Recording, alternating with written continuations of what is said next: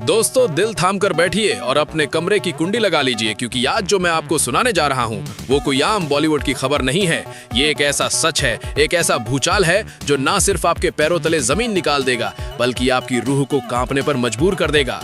आज तक आपने फिल्मों में धमाका देखा होगा, लेकिन आज हकीकत में जो धमाका हुआ है उसकी गूंज लखनऊ से लेकर मुंबई तक और पार्लियामेंट से लेकर बॉर्डर तक सुनाई दे रही है। सोचिए, एक तरफ देश का सबसे बड़ा सुपरस्टार जिसके एक इशारे पर करोड़ों फैंस मर मिटने को तैयार हो जाते हैं, सलमान खान, और दूसरी तरफ देश के सबसे सख्त, सबसे दमदार और निडर नेता जिन्हें लोग बुलडोजर बाबा के नाम से जानते हैं, सीएम योगी आदित्यनाथ। जब ये दो आग के गोले आपस में टकराएंगे तो सोचिए कैसी महातबाही मचेगी। लेकिन रुकिए, अगर आपको लगता है कि ये सिर्फ एक फिल्म की बात है तो आप बहुत बड़ी गलतफहमी में हैं। इस वीडियो को गलती से भी स्किप करने की कोशिश मत करना, और अगर आपने इसका एक भी सेकंड मिस किया तो समझ लीजिए आपने वो गहरा राज खो दिया जो शायद बॉलीवुड और राजनीति के इतिहास को हमेशा के लिए बदल कर रख देगा।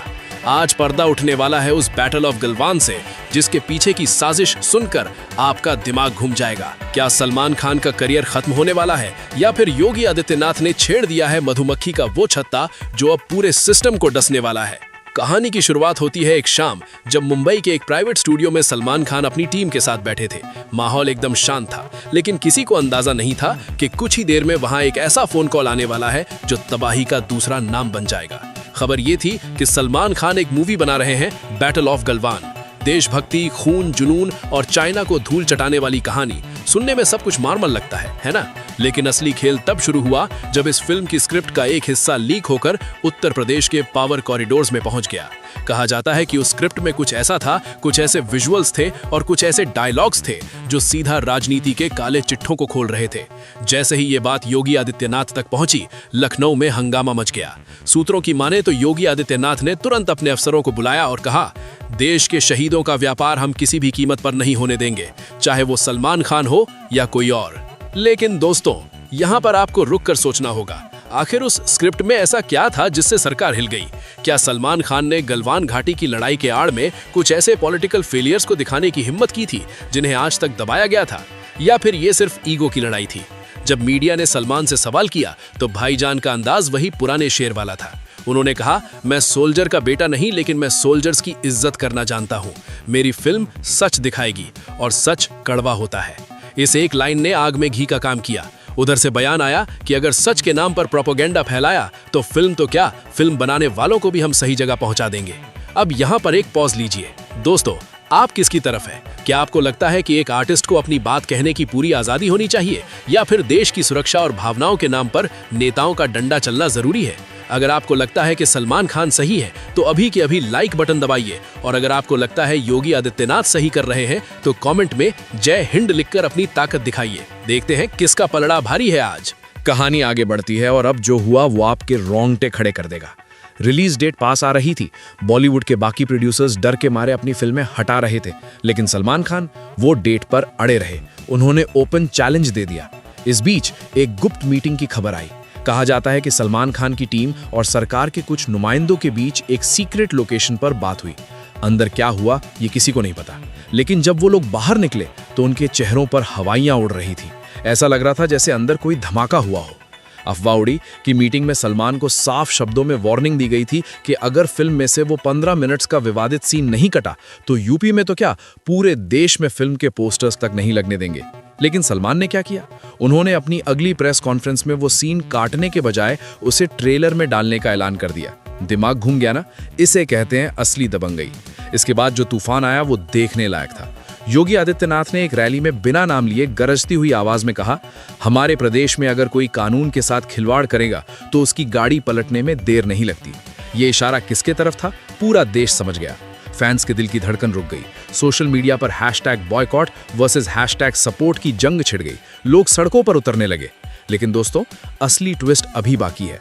जो आप सुनने वाले हैं वो आपको हिला कर रख देगा। खबरों के मुताबिक बैटल ऑफ गलवान सिर्फ एक वॉर मूवी नहीं है।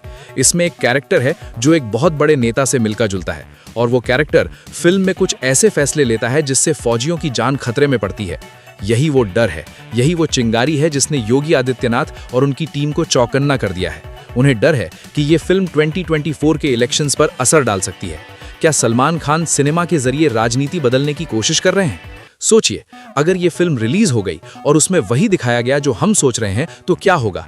क्या थिएटर्स में तोड़फोड़ होगी? क्या सलमान खान को जेल जाना पड़ सकता है? या फिर जनता सच जानकर हुकूमत से सवाल करेगी? इस विवाद ने अब एक नया मोड़ ले लिया है। कल रात सलमान खान के फार्म हाउस के बाहर सिक्योरिटी बढ़ा दी गई। क्यों? क्या उन्हें कोई धमकी मिली है? सोर्सेज बताते हैं कि उन्हें एक अनोनिमस लेटर मिला है जिसमें लिखा था, गलवान की आग में हाथ मत डालो, जल जाओगे। लेकिन सलमान तो सलमान है। उन्होंने अपने ट्विटर पर एक फोटो डाली जिम में वर्कआउट करते हुए, कैप्शन के साथ, तैयारी जीत की। ये एटीट्यूड, ये तेवर, क्या ये किसी तूफान के आने से पहले की शांति है? योगी आदित्यनाथ भी शांत नहीं बैठे हैं। उन्होंने बॉलीवुड के लिए नए नियम लाने की बात शुरू कर दी है। ऐसा लग रहा है कि अब सिर्फ फिल्म पर बैन नहीं लगेगा, बल्कि कंटेंट पर सेंसर का एक ऐसा हथौड़ा चलेगा जो आने वाले 50 साल तक याद रखा जाएगा। दोनों तरफ ईगो का पहाड़ है। एक तरफ सत्ता की ताकत, दूसरी तरफ जनता का प्यार और स्टारडम की अकड़। जब ये दोनों टकराते हैं तो अक्सर नतीजा तबाही ही होता है। लेकिन दोस्तों, एक सवाल जो मेरे दिमाग को कचोट रहा है और मैं चाहता हूं आप भी उस पर गौर करें, क्या ये सारा तमाशा सिर्फ पब्लिसिटी स्टंट है? आजकल बॉलीवुड में ट्रेंड बन गया है, पहले विवाद करो फिर फिल्म हिट कराओ। क्या योगी आदित्यनाथ और सलमान खान के बीच ये सब स्क्रिप्टेड है, या फिर सच में मामला इतना संगीन है कि देश की सुरक्षा एजेंसियां भी इन्वॉल्व हो गई हैं? क्योंकि जिस तरह से आईबी और पुलिस की मूवमेंट बढ़ी है, वो किसी स्टंट की तरफ इशारा नहीं करती। ये मामला सीरियस है, बहुत सीरियस। अब जरा सोचिए उस सीन के बारे में। इमेजिन करिए थिएटर का अंधेरा, स्क्रीन पर सलमान खान फौजी वर्दी में, सामने दुश्मन की फौज और पीछे से पॉलिटिक्स का गंदा खेल। हॉल में सन्नाटा होगा और फिर अचानक स्क्रीन पर कुछ ऐसा आएगा जो आपको चीखने पर मजबूर कर देगा। लोग कह रहे हैं कि फिल्म का क्लाइमैक्स इतना इमोशनल और डिस्टर्बिंग है कि सेंसर बोर्ड के मेंबर्स की आंखों में भी आंसू आ गए थे, लेकिन साथ ही साथ उनके हाथ कांप रहे थे सर्टिफिकेट साइन करने में। क्यों? किस बात का डर था उन्हें? क्या उन्हें डर था योगी आदित्यनाथ के गुस्से का, या डर था उस सच का जो बाहर आने वाला है? दोस्तों, सलमान खान ने अपने करियर में बहुत रिस्क लिए हैं, लेकिन ये रिस्क उनका आखिरी रिस्क भी हो सकता है। अगर ये फिल्म फ्लॉप हुई या बैन हुई तो इंडस्ट्री में उनका दबदबा खत्म हो सकता है, और अगर ये फिल्म रिलीज होकर हिट हो गई तो योगी आदित्यनाथ की इमेज पर एक बड़ा दाग लग सकता है। दोनों के पास खोने के लिए बहुत कुछ है। आपको क्या लगता है? क्या सलमान खान को माफी मांग लेनी चाहिए और सीन काट देना चाहिए, या उन्हें लड़े रहना चाहिए? हम सब जानते हैं कि सलमान सॉरी बोलने वालों में से नहीं है, और योगी जी, वो तो सुनते ही नहीं है किसी की जब बात देश और डिसिप्लिन की हो। ये टक्कर एक ऐसी दीवार पर जाकर रुकेगी जिसे टूटना ही होगा। और सुनिए, अभी तो मैंने सबसे बड़ा झटका आपको दिया ही नहीं है। खबर ये भी है कि इस फिल्म के सपोर्ट में साउथ इंडस्ट्री के बड़े स्टार्स भी आ सकते हैं। अगर ऐसा हुआ तो ये लड़ाई बॉलीवुड वर्सेस योगी नहीं, बल्कि सिनेमा वर्सेस स्टेट बन जाएगी। पूरा देश दो हिस्सों में बंट चुका है। एक तरफ नेशन फर्स्ट वाले लोग हैं जो योगी के साथ हैं, और दूसरी तरफ फ्रीडम ऑफ आर्ट और भाई के फैंस हैं जो सलमान के साथ खड़े हैं। इस वीडियो को देखते हुए आपके मन में भी उबाल आ रहा होगा, गुस्सा आ रहा होगा, या फिर डर लग रहा होगा। यही तो वो चाहते हैं। लेकिन मैं आपसे एक चीज मांगूंगा, होश में रहिए, जज्बात में बहकर फैसला मत लीजिए। हमें देखना होगा कि आगे क्या होता है। अगला हफ्ता बहुत भारी होने वाला है।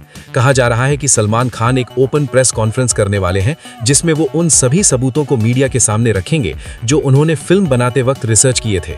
अगर वो सबूत असली निकले तो सोचिए पॉलिटिक्स में कैसा भूचाल आएगा।